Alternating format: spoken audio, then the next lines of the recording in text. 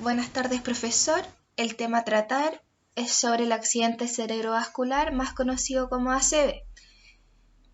La siguiente presentación está a cargo de Tamara Jari, quien les habla José Ferrera.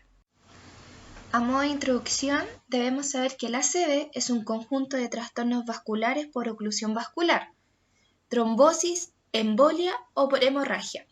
Esto produce isquemia o tisular reflejada, con un déficit neurológico generalizado local. Este puede ser transitorio o puede tener secuelas definitivas e incluso llevar a la muerte a la persona.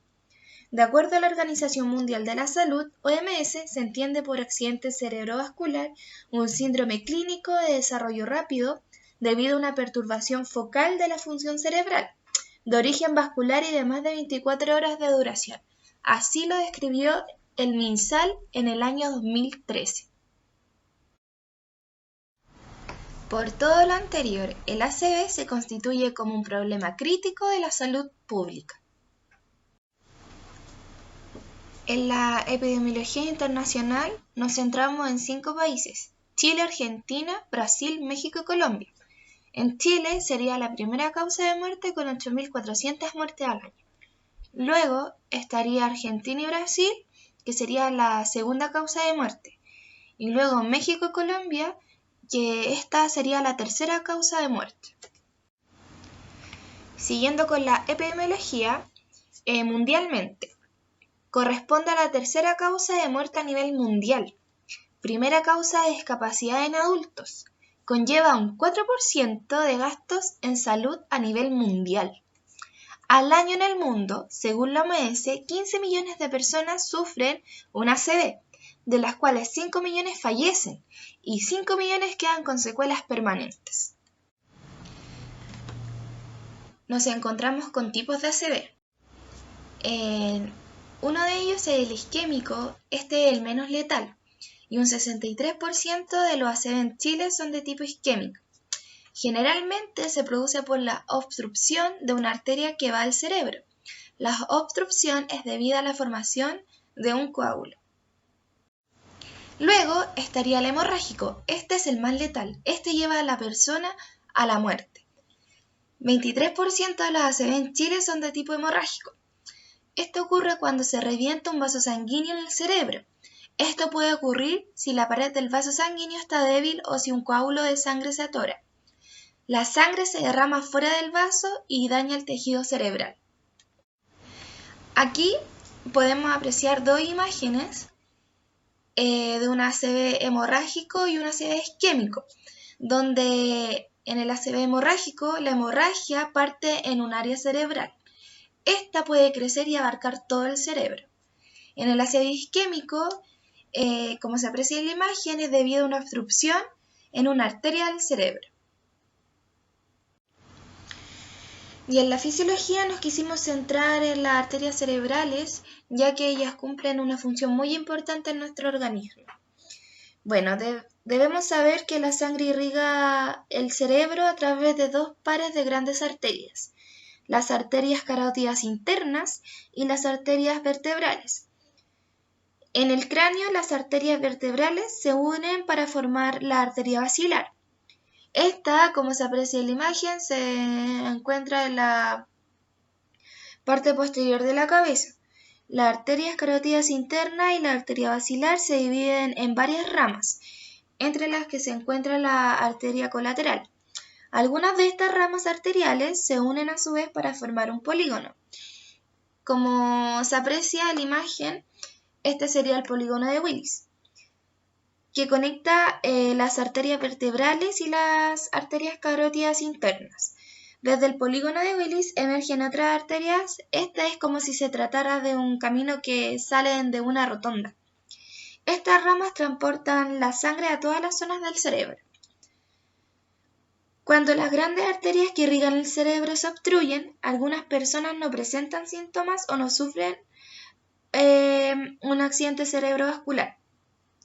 Pero otras personas con el mismo tipo de obstrucción arterial sufren en cambio un ACV isquémico masivo. ¿Por qué, se preguntará usted, profesor? Parte de la explicación se encuentra en las arterias colaterales. Las arterias colaterales discurren entre otras arterias y proporcionan conexiones adicionales.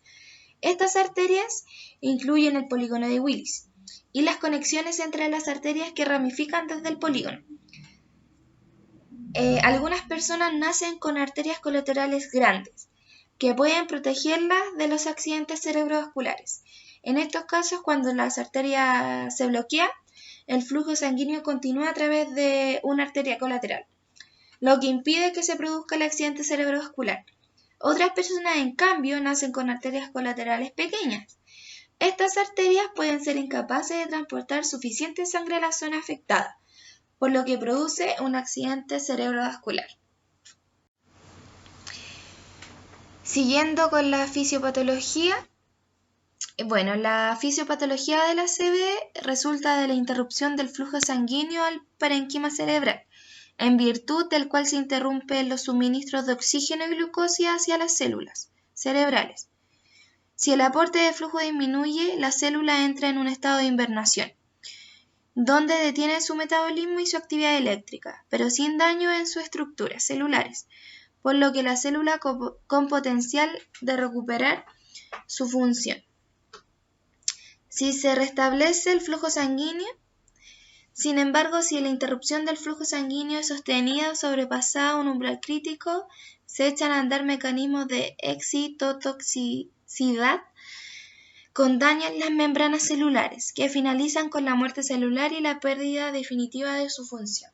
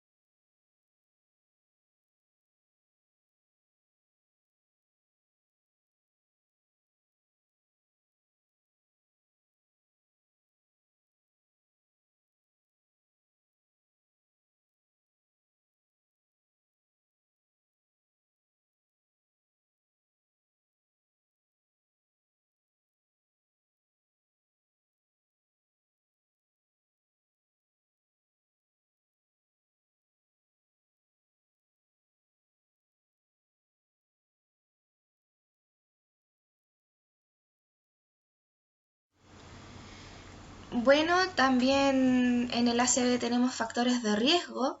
Uno de ellos sería la edad, que a mayor edad la persona será más propensa a tener un ACV, el consumo de sal, la presión arterial elevada o mal controlada, el tabaquismo, la diabetes, el colesterol elevado.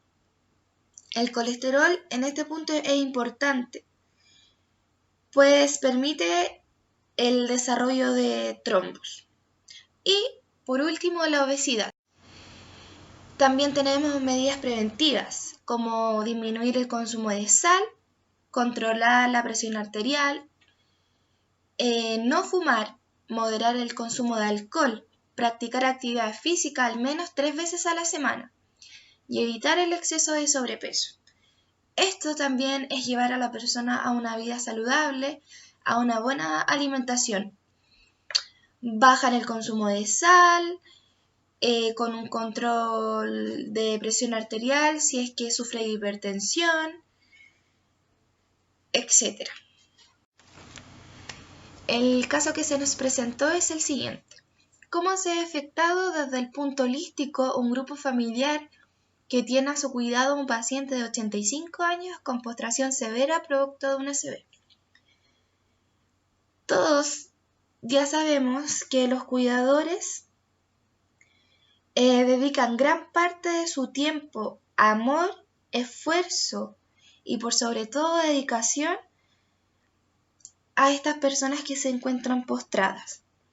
Por ende, los cuidadores constituyen una pieza clave, fundamental y principal en el cuidado de este paciente de 85 años con postración severa.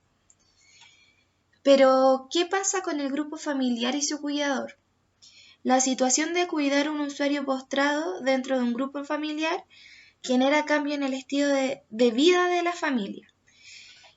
Un ejemplo claro es que como ya tenemos a un paciente de 85 años, que es una edad avanzada, postrado y de manera severa, dependerá 100% de su cuidador y esto arrastrará a la familia. Esto va a afectar 100% su tiempo libre, ya que como se dijo anteriormente, el postrado va a depender 100%. Esto arrastrará que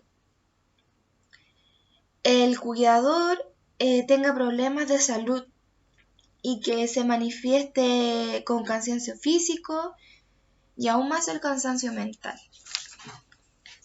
La terapia psicológica para los cuidadores y para la familia cuando tenemos un paciente postrado es muy importante porque es un peso que se tiene muy encima.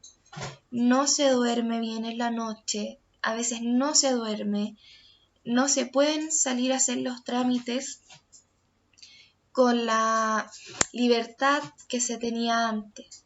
Por eso es muy importante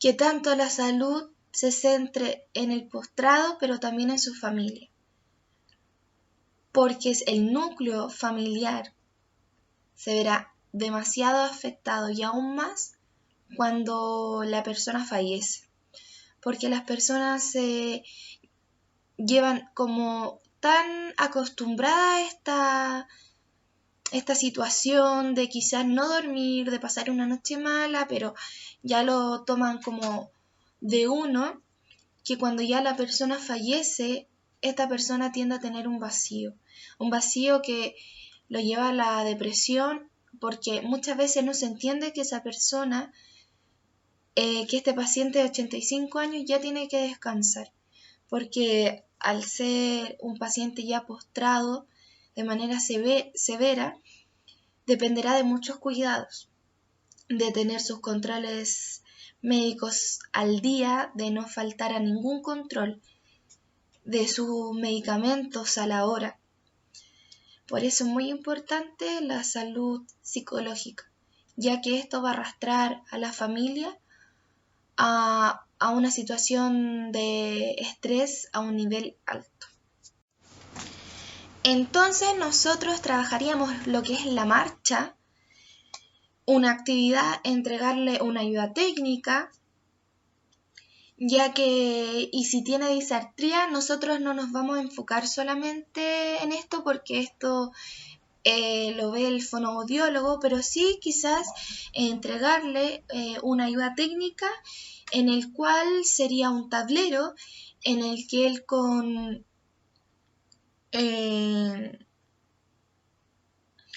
su lado izquierdo, que está sin daño, pueda comunicarse de manera eficaz con sus familiares. Bueno, cuando una persona ha perdido movilidad y amplitud del movimiento, nosotros los terapeutas facilitamos la acción a través de inquietud sensorial. Esto se va a hacer a través de la activación de la musculatura de la persona y así poder ejercer algún nivel de control motor. En este caso nos centraríamos en la área afectada, que sería la parte derecha, para activar la musculatura. Y en ayudas técnicas le dejaríamos el tablero para que él pueda comunicarse. Y le haríamos un pequeño afiche a su familia explicándole, dejándole todo detallado, todo claro, para que ellos puedan entender al pie y a la letra lo que produce una ACV en una persona ya de una edad avanzada. Sí se puede lograr dejar a esta persona de 84 años autovalente otra vez, ya que con las terapias adecuadas que les vamos a dar en el consultorio, él puede lograr hacer autovalente una vez más. Y así terminaríamos la actividad de la terapia ocupacional.